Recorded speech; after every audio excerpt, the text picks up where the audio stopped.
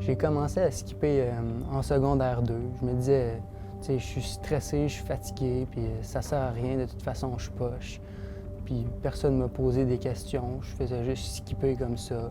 Fait que j'ai continué à skipper, ça ne dérangeait personne, puis moi...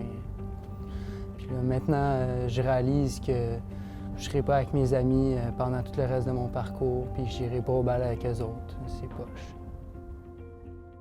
J'ai commencé à lui proposer des périodes de récupération, mais il n'est pas venu. Après, il a commencé à être de moins en moins présent en classe. Puis ensuite, bien, ça va vite, là. Chaque élève a des besoins différents. Je pensais que c'était juste une passe, que ça allait passer. Mais plus les absences s'accumulent, plus que j'essaie de mettre un cadre, des conséquences, et plus il y a des conflits entre nous. Maintenant, je ne sais plus quoi faire. J'ai l'impression de perdre ma relation avec mon fils. Quand un jeune commence à s'absenter, ce sont des portes de son avenir qui se ferment.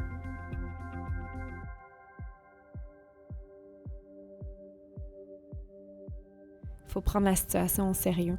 Ce n'est pas seulement un élève en difficulté, c'est un jeune qui a besoin qu'on le comprenne. Et si, ensemble, on bâtissait une communauté où chaque jeune se sent attendu, soutenu, encouragé? Des solutions, il y en a. Tu n'es pas seul. Tu comptes pour nous. Il existe des gens pour t'écouter, t'accompagner, t'aider. Tu n'as pas à tout porter seul. Un adulte significatif à l'école, un espace pour souffler, pour parler, de l'aide du CIUS ou un soutien de la Maison des jeunes. Comme directrice de la polyvalente, ma priorité, c'est la réussite et l'épanouissement de chacun de nos élèves. Pour y arriver, on doit travailler en équipe.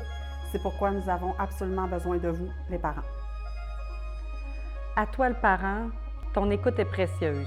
Un simple « comment tu te sens » peut tout changer. Restez curieux, ouvert, sans juger. Parlez avec l'école. Si vous avez des préoccupations, entourez-vous.